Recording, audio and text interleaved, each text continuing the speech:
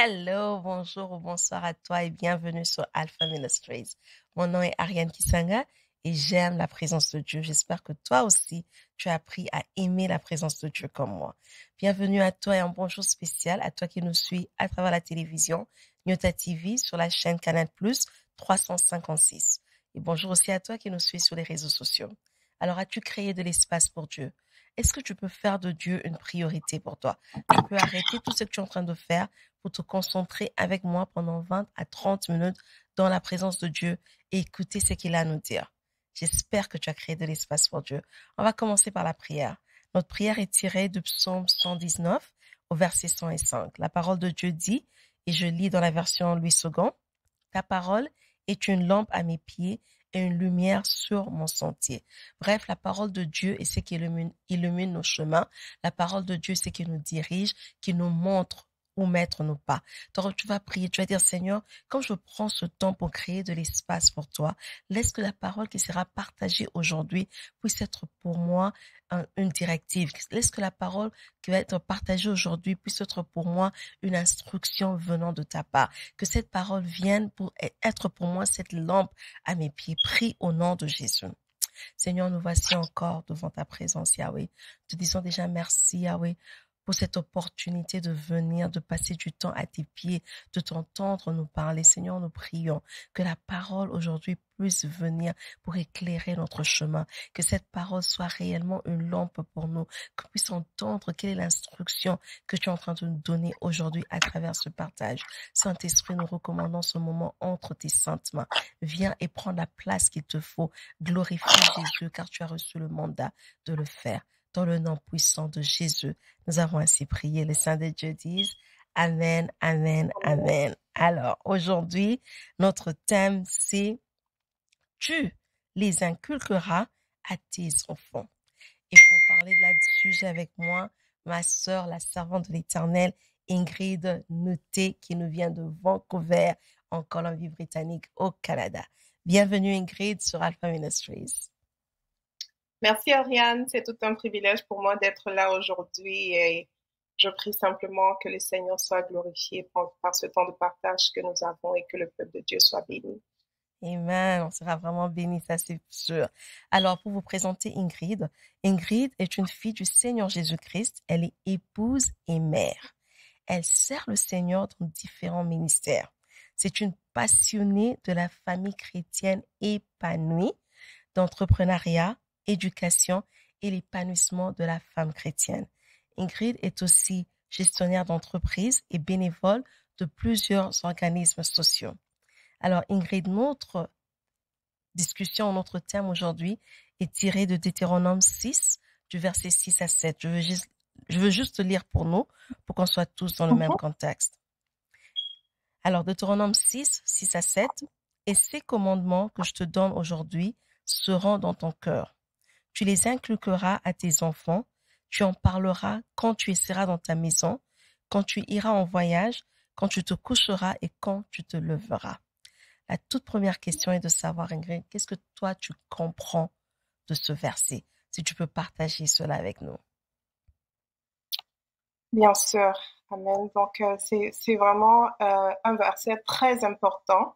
Donc là, c'est le Seigneur qui s'adresse au peuple d'Israël maintenant qu'ils sont en train de comprendre possession de ce lieu-là que Dieu leur a donné. Et le Seigneur vraiment encore leur rappelle que les commandements qu'il leur donne doivent premièrement être dans leur cœur. Alors moi, je vais lire dans la version Summer, qui est très très profonde. Ça dit que ces commandements que je te donne aujourd'hui restent gravés dans ton cœur. Tu les inculqueras à tes enfants et tu en parleras chez toi, dans ta maison, et quand tu marcheras sur la route, et quand tu te coucheras, et quand tu te lèveras. Alors, la version Summer ici, moi, ce qui m'impressionne, c'est qu'il dit que les commandements aujourd'hui restent gravés dans ton cœur. Alors, ce que je comprends, c'est que tu ne peux pas inculquer ce qui n'est pas gravé dans ton cœur. Et quand je me suis demandé, c'est quoi inculquer en fait? Donc, j'ai fait dans le dictionnaire Larousse une recherche. Et alors, Larousse nous dit que inculquer quelque chose, ça se fait dans l'esprit de quelqu'un. Donc, quand on parle d'inculquer, c'est vraiment d'imprimer dans le cœur de quelqu'un. Et Larousse dit d'ailleurs imprimer fortement. Et l'exemple qu'ils avaient pris, par exemple, c'était inculquer le goût de la lecture. Et on sait que quand un enfant, par exemple, a le goût de la lecture, c'est le genre d'enfant que tu oublies parce qu'il est dans les livres, il est versé dans les livres. Et j'ai poussé un peu plus loin pour lire en anglais. Oui. Et d'ailleurs, la version NIV en anglais dit « Impress them on your child ». Donc, ça veut dire en fait que inculquer, c'est pas juste enseigner. Inculquer, c'est pas juste si je prends la Bible, je la lis, je te dis, je définis les mots, les contextes et tout ça, mais c'est vraiment imprimé dans le cœur. Mais alors, comment est-ce qu'on réussit à imprimer dans le cœur? Imprimer dans le cœur, c'est vraiment marquer. Et on sait un peu que enseigner, c'est pas juste... les enfants, en fait, apprennent moins des paroles, mais plus de nos actions, tu vois. Ils apprennent plus en nous voyant faire, en nous voyant agir. Et c'est réellement l'ensemble de tout ça qui fait ce qu'on a, qui à la fin devient inculqué à l'enfant. Je pense que c'est Proverbe au chapitre, je l'avais noté, 22, verset 6, qui dit « Instruis l'enfant selon la voie qu'il doit suivre, et quand il sera vieux, il ne s'en détournera pas. » Donc, en fait, ce processus d'inculquer là, ça va au-delà de vraiment les lire. Et je pense que ce verset aussi, si on le met en contexte, on le comprend déjà. Parce que c'est seulement ce qui est gravé dans nos cœurs, lorsque les commandements de Dieu sont gravés dans nos cœurs et que nous les vivons, que nous pouvons vraiment les inculquer à nos enfants. Donc, ça va au-delà d'enseigner, ça va au-delà de lire, ça va au-delà de juste comme poster des versets sur les murs, dans la décoration ou sur nos statuts ou alors sur nos réseaux sociaux. C'est vraiment toute une vie, en fait. Et l'enfant, en nous voyant vivre au-delà de l'enseignement que nous apportons, bien sûr, peut en fait avoir cette parole de Dieu inculquée en lui pour la gloire de Dieu. Amen. Donc, si je dois faire un petit sommaire de ce que tu as dit, c'est que la parole de Dieu, d'abord, doit être gravée dans nos cœurs à nous, en fait, qu'on puisse vivre cette parole de façon à ce qu'au-delà des mots qu'on donne, au-delà des mots qu'on donne aux enfants, que notre vie elle-même reflète cette parole de Dieu, et c'est comme ça qu'on pourra inculquer. Et tu as utilisé, j'ai beaucoup aimé, imprimer dans le cœur, imprimer dans l'esprit de la personne, au-delà de juste parler et faire répéter aux enfants des choses. Wow. Alors maintenant, pourquoi c'est important? Alors, pourquoi c'est important d'enseigner, d'inculquer à nos enfants les voies de Dieu? Quelle est l'importance? C'est une très bonne question. C'est comme, c'est très facile pour nous de faire les choses par mécanisme, c'est-à-dire je suis enfant de Dieu, chez moi, ben, je vis comme ça, je me marie par la grâce de Dieu, j'ai des enfants et je continue simplement à mener cette vie. Mais cette question me fait réaliser deux choses. C'est que la première chose, c'est que Dieu n'est déjà pas un grand-père. Dieu est un père. Okay. La finalité, en fait, d'inculquer, c'est quoi? La finalité d'inculquer, c'est de faire de nos enfants des enfants de Dieu, encore plus des disciples du Seigneur Jésus, des fils et des filles du royaume. C'est-à-dire que si je n'ai pas cette vision-là, finalement, ça va devenir une tradition, un mode de vie. Ça va devenir comme plus, en fait, des règles de vie. Et on se retrouve à la fin avec des enfants qui sortent des familles chrétiennes, mais parce qu'ils n'ont pas d'identité en Christ, quand ils sont sortis du nid familial, ils vivent une vie pas différente de leur père, finalement, de leur père semblable, P-A-I-R. Et on se dit, mais attends, cet enfant a grandi dans un foyer chrétien. Yeah. Mais il faut qu'on se rappelle, en tant que parent, en tant qu'éducateur, que la finalité, en fait, c'est de faire de ces enfants-là, comme je dis en 3 étapes, des enfants de Dieu, des disciples du Seigneur Jésus et des fils et des filles du royaume. Et si on revient dans le contexte, en fait, de Deutéronome, puisqu'on n'avait pas encore la nouvelle naissance, on n'était pas encore sous la nouvelle alliance, le but, en fait, c'était vraiment que ces enfants-là puissent aimer le Seigneur de toute leur force, de toute leur âme et de toute leur pensée. C'est le premier des commandements. Et le Seigneur Jésus d'ailleurs, il n'est pas venu pour abolir la loi, mais pour l'accomplir. Et il va dire aux disciples que désormais, ils ont 2 commandements, c'est d'aimer le Seigneur de tout leur cœur, de toute leur âme et de toute leur pensée, et d'aimer leur prochain comme eux-mêmes. Donc, finalement, lorsqu'on met le verset en contexte, c'est de vraiment faire nos enfants aimer le Seigneur de tout leur cœur, de toute leur âme et de toute leur pensée. Et c'est notre devoir en tant que parents, éducateurs, chrétiens. Amen. Il y a quelque chose que tu as dit, Ingrid, que je veux que tu reviennes un peu dessus pour mieux expliquer. Tu as dit que Dieu, c'est un père et pas un grand-père. Qu'est-ce que tu veux dire par là? Ce que je veux dire, c'est que contrairement à l'ancienne alliance où le Dieu d'Abraham a été transmis à Isaac, il est devenu le Dieu d'Isaac, et après ça, le Dieu de Jacob, et après ça, le Père d'Israël. Nous, on est dans la nouvelle alliance. Nous sommes greffés à Israël, comme Paul le dit dans Romains. Et dans la nouvelle alliance, en fait, ce qui greffe un citoyen lambda finalement au salut, au sceptre véritable qui est Jésus-Christ, c'est la nouvelle naissance. Sans cette nouvelle naissance-là, nos enfants ou nous-mêmes, on n'a pas de relation avec Dieu. Donc, le fait que moi, j'ai une relation personnelle avec Dieu, j'appelle Dieu mon Père, je suis sauvée en Jésus-Christ par sa mort et sa résurrection. Mon enfant n'est pas sauvé parce qu'il est sorti de moi. À la fin de la journée, il y aura un jugement où Dieu va mettre à sa gauche ceux-là qui sont réservés pour la mort et à sa droite ses fidèles serviteurs. Si je veux compter la porte pour rentrer dans l'éternité, la porte pour rentrer finalement dans le royaume des cieux, c'est Christ. Et si je veux, moi étant citoyenne du ciel, moi étant sauvée, je ne peux pas tenir la main à mes enfants pour les amener au ciel. La seule façon de leur tenir la main, c'est de leur présenter Christ, la croix directement, et à eux de faire le choix de devenir eux aussi enfants de Dieu. Amen. Mais c'est très important de réaliser que, et c'est là où ça devient très sensible, moi, par exemple, je ne viens pas d'un background chrétien. J'ai l'impression que parfois, en fait, quand j'étais plus jeune dans la foi, j'avais l'impression que, mes amis qui sont nés des familles chrétiennes, ils étaient déjà chanceux d'être nés, leur vie chrétienne est plus facile. Mais c'est un peu biaisé. Parce qu'à la fin de la journée, le message du salut de l'enfant qui naît dans un foyer chrétien est en fait moins la lettre, mais plus le vécu de ses parents, de son père, de sa mère et de ces personnes-là qu'il a vu vivre Christ en fait. Et c'est le but en fait de tout le contexte de tout notre partage aujourd'hui, d'inculquer à nos enfants les lois de Dieu. Amen. Je ne sais pas si ça clarifie un peu.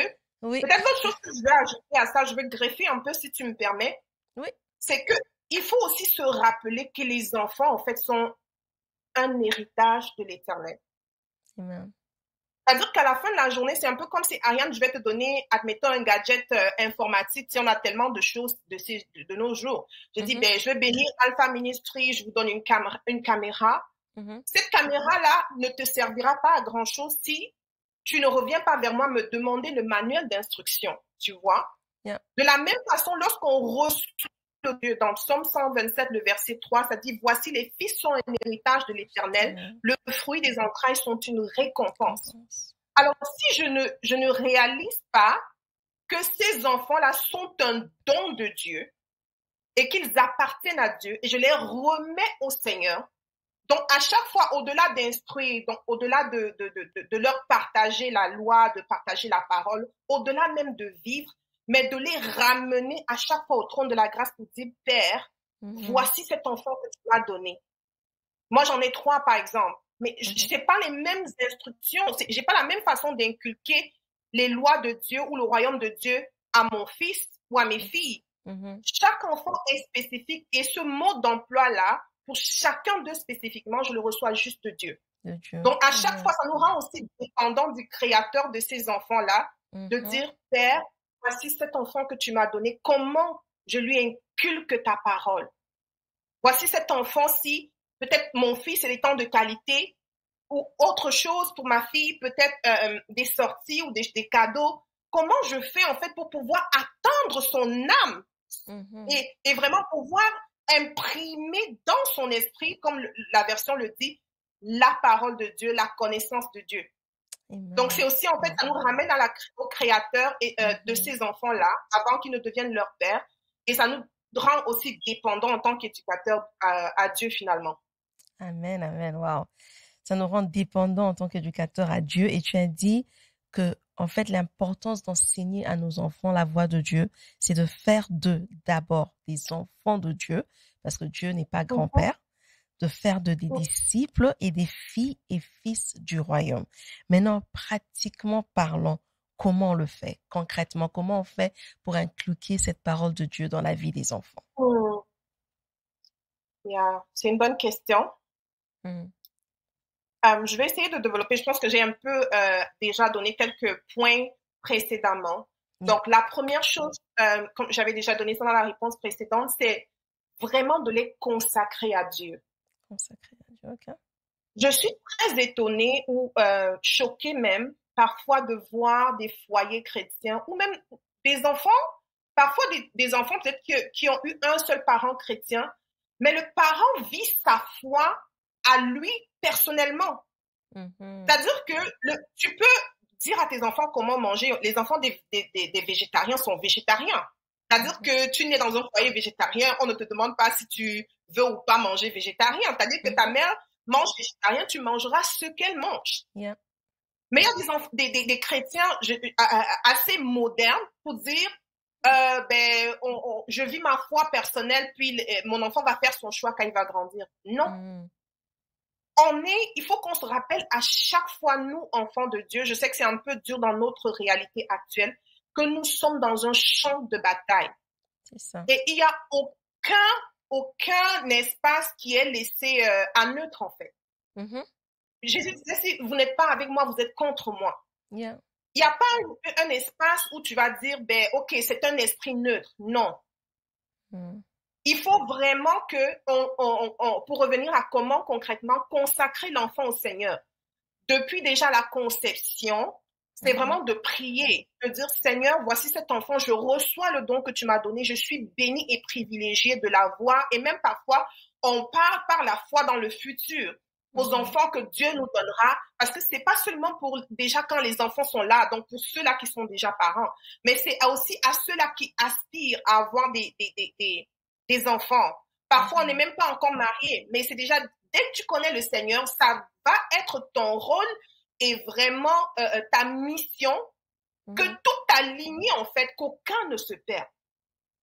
Yes. Et ça commence vraiment par la consécration par la prière, pour déjà semer dans ces enfants-là qui existent déjà dans le monde spirituel, pour semer en eux l'amour de Dieu, l'amour pour la parole de Dieu, déjà détruire tout esprit de rébellion, tout esprit de rejet de la parole de Dieu, semer vraiment la passion pour les choses d'en haut.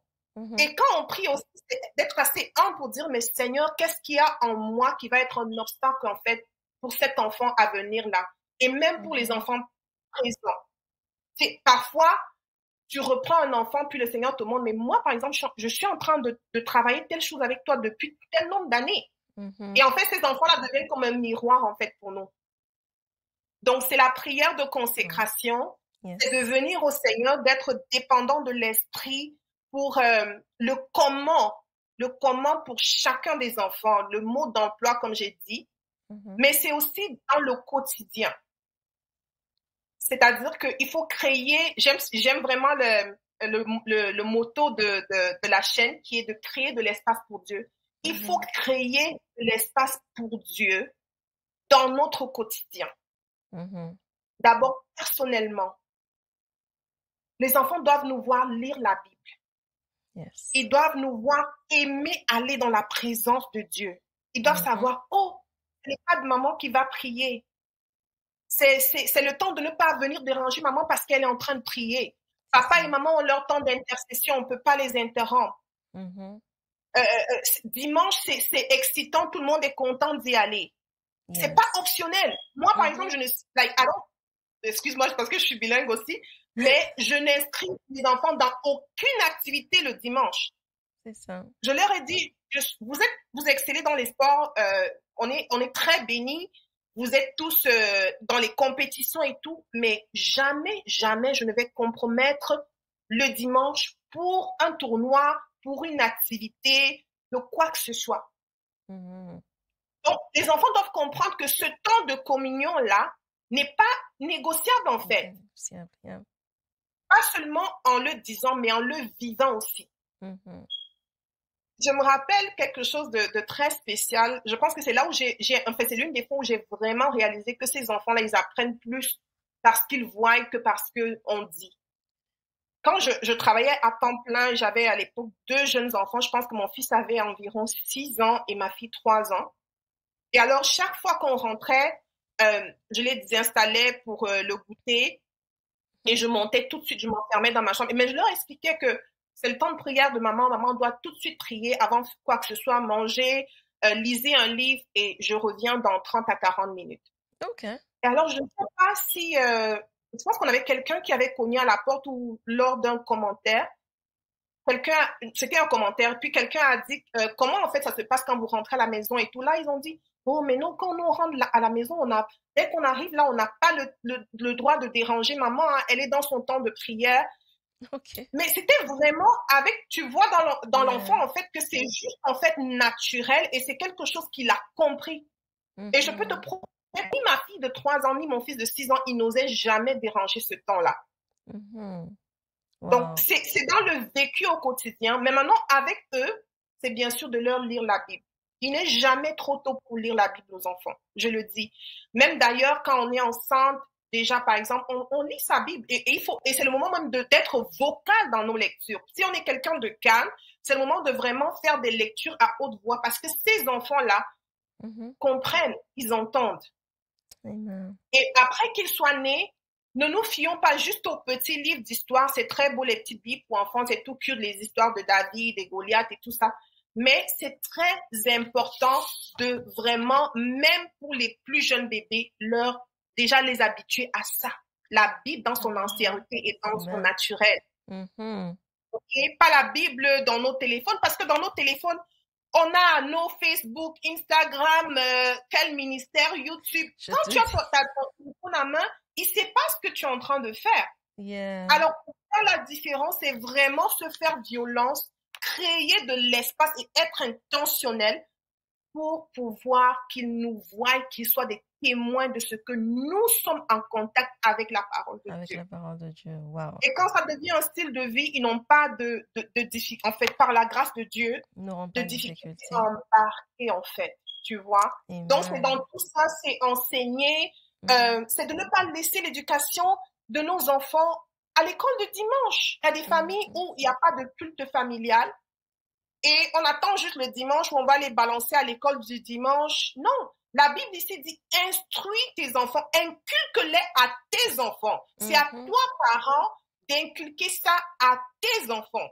Ce n'est pas à l'école chrétienne, ce n'est pas à l'école du dimanche, ce n'est pas au tonton, ce n'est même pas aux prédications que tu mets sur la télé, c'est à toi d'inculquer cela aux enfants. C'est ton devoir, c'est ta responsabilité. Et je vais ouvrir une parenthèse ici pour dire vraiment aux hommes que c'est vraiment eux, les prêtres et les pasteurs de leur maison. Et on le sait tous, c'est à partir de là que le jugement de Dieu viendra. Donc, c'est vraiment à nous de prendre cette responsabilité-là, d'être la référence de nos enfants en termes de marche chrétienne, de leur lire la Bible, d'organiser des programmes de lecture de la Bible, de leur enseigner quand ils ont des questions. Plus tard, quand ils grandissent, quand ils ont des questions, il faut qu'on soit ceux vers qui ils viennent et non pas qu'ils se disent « Oh, je vais aller à mon professeur de l'école du dimanche » ou pour ceux qui sont à les écoles chrétiennes, à mon professeur. Non, nous devons être le repère de nos enfants en termes d'éducation chrétienne, de vie chrétienne. Amen. Donc, wow. c'est un peu ça. Je ne sais pas si... On peut sentir ta passion pour la famille chrétienne. Merci beaucoup, Ingrid. Donc, si on peut retenir 4 points sur comment inculquer concrètement la parole de Dieu dans les vies des enfants, Premièrement, c'est par la prière, la consécration à Dieu. Deuxièmement, c'est dépendre du Saint-Esprit parce que chaque enfant vient avec un manuel à lui. Troisièmement, c'est de créer de l'espace pour Dieu dans notre vécu, vivre la parole de Dieu même. Et en quatrième lieu, c'est de lire sa Bible. Et la Bible, vraiment la Bible imprimée. Pas la Bible sur le téléphone parce que tu as tellement de choses sur ton téléphone. L'enfant ne sait pas si tu es en train de lire la Bible ou si tu es en train de surfer sur Facebook. Alors Ingrid, le temps est vraiment passé, c'est passé vite. On va s'arrêter là pour aujourd'hui. On va te faire revenir encore une autre fois parce que tu as beaucoup à partager avec nous sur ce sujet. Donc, on va planifier ça pour une autre fois. Mais pour aujourd'hui, avant qu'on ne conclue, est-ce que tu peux prier? Je veux que tu pries, Ingrid, parce qu'il y a sûrement une personne ou même des familles qui sont en train de suivre ça et qui se disent, je suis dans cette situation, mais je ne sais pas comment commencer.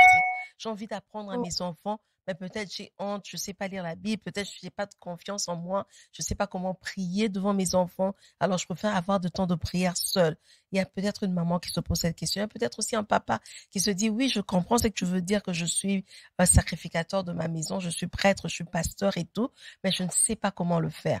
Comme aussi, il y a peut-être des enfants aussi qui suivent et qui se disent, oui, je me rappelle que je voyais maman ou papa le faire, mais moi, je ne sais pas par où commencer. Je veux que tu puisses prier, que tu présentes ces différents cas à l'Éternel avant qu'on ne puisse clôturer ici. Amen, amen, amen. Alléluia. Excellent Père de grâce, nous venons vers toi, Seigneur. Nous venons vers toi avec assurance d'être écoutés, d'être exaucés, Père.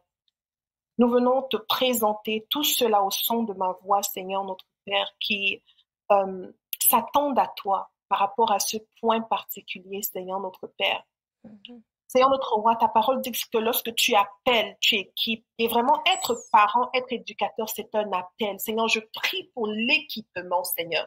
Dans toute ta plénitude, ô Dieu Père, que tu révèles, parce que tu l'as déjà déposé, la capacité que tu as mis dans cette maman, dans ce papa, Seigneur notre Père, afin qu'il prenne sa place, Seigneur, pour être l'éducateur, pour être, Seigneur notre roi, l'enseignant, Seigneur notre Père, de son enfant, Seigneur.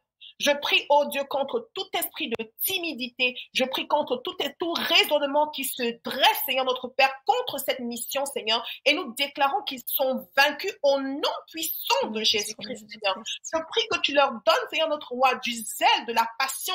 Et là où leur vie de foi souffre même, Seigneur, je prie que tu les rencontres, Seigneur notre Père, et que tu les relèves, oh Dieu, Seigneur notre Père, et qu'ils puissent donner de ce qu'ils ont d'abord eux-mêmes à l'intérieur d'eux. Là où, Seigneur notre Père, ils sont tombés, Seigneur notre Père, relève-les, oh Dieu Seigneur. Là où il y a des relations brisées, Père, je prie pour la réconciliation. Tu es le Dieu qui ramène le cœur des pères aux fils et des fils de pères, Seigneur. Je prie à la croix de Golgotha, tu étends encore ta croix, Seigneur, afin que nous puissions, ces familles puissent connecter, afin qu'un père connecte avec sa fille, connecte avec son fils, qu'une mère connecte avec son fils, avec sa fille, oh Dieu Seigneur. Je prie pour la réconciliation, je prie pour un esprit d'humilité au Père éternel, pour pouvoir demander pardon au Dieu Seigneur, notre Père, là où il faut demander pardon, Seigneur. Que nous ne sentions pas trop supérieurs à ces enfants-là, Seigneur, mais que là où on a fauté, que nous puissions nous abaisser, demander pardon, Seigneur, parce que ton pardon guérit, Seigneur. Viens restaurer, oh Dieu, Seigneur, notre Père.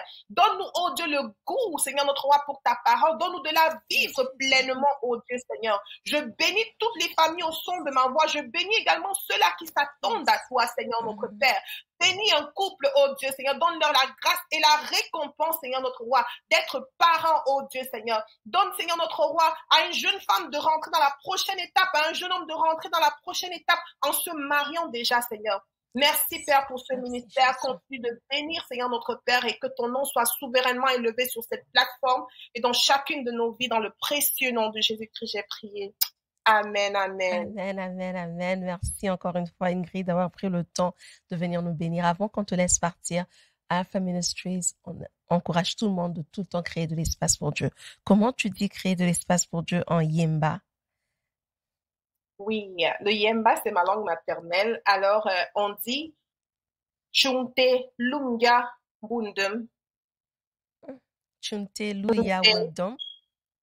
Chunte Lungia Lungia Bundum. Bundum. Chuntelunya Bundum. C'est créer de l'espace pour Dieu en Yemba, la langue maternelle de Ingrid. J'ai vraiment essayé. Ingrid nous vient du Cameroun, c'est ça, right? Oui, donc c'est une langue de l'Ouest Cameroun, exactement, dont je suis originaire. Amen, une langue de l'Ouest Cameroun. Alors, merci d'avoir pris ce temps, Ingrid, de venir pour nous bénir. Merci aussi à toi qui as pris le temps de suivre la vidéo.